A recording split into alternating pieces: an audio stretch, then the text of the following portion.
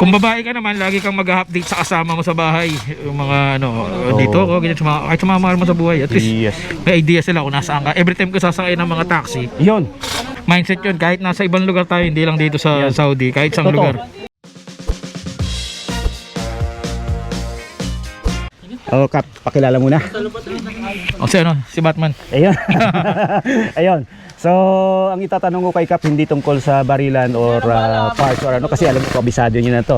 Ang gusto ko itanong kung ano ang pwede niyang ma-share doon sa naging topiko natin last week, kung paano umiwas sa mga krimen na lumalaganap like huldapan at snatching, no? So, Kap, ano ang pwede mong maibahagi para makaiwas? Para sa personal mo na opinion, anong pwede mong i-share? Pinaka number one rules talaga dyan, maging vigilant ka sa paligid. Ayun. Every time na lalabas ka ng bahay, titingnan mo muna yung paligid. Siyempre, kung clear. Siyempre, lagi mo nga mindset yun, kahit nasa ibang lugar tayo, hindi lang dito sa Saudi, kahit sa lugar.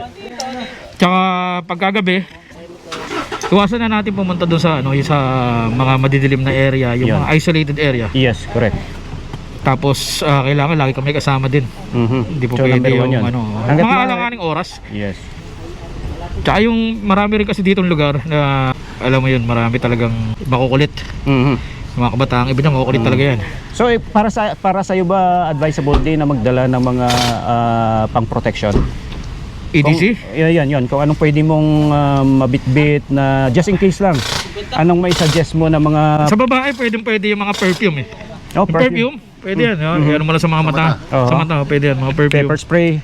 Mas effective, no? Pocket knife. Pocket knife. Marunong talaga pocket knife. EDC yan. Okay. Yung mga hard things na pwede mong ipalo or tactical pen. Tactical pen yan. Number one. Okay. Yun, mga ganun. Okay, so... Tsaka every time na lalabas ka talaga kailangan vigilant ka. Yun. Yun talaga number one rules. Number one rules, vigilant ka. Talagang mapagmasid ka. So very observant ka dapat. Kung babae ka naman, lagi kang mag-update sa kasama mo sa bahay. Yung mga dito ako, ganyan, kahit sa mga mahal mo sa buhay. At least, may idea sila kung nasaan ka. Every time ko sasakay ng mga taxi, yun. Isa pa yun. agad yung plate number. Tapos Number one rules yun. I-send mo agad sa mga kilala mo. nasakyan ko para aware sila. May idea sila. Hindi natin hinihingi pero maraming cases na gano'n nangyayari.